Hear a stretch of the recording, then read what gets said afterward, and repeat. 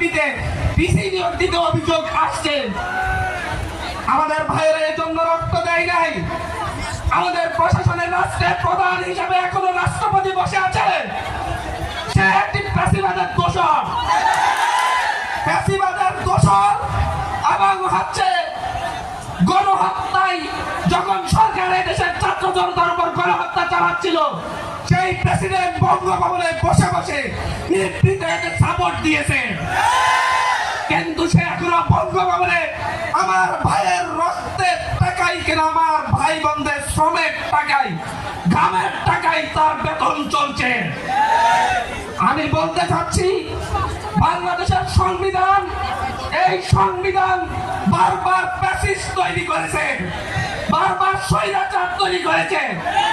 ৭২ থেকে ৭৫ শাসনামলে আওয়ামী লীগ সরকার এদেশে দুর্ভিক্ষ এনে দিয়েছিল।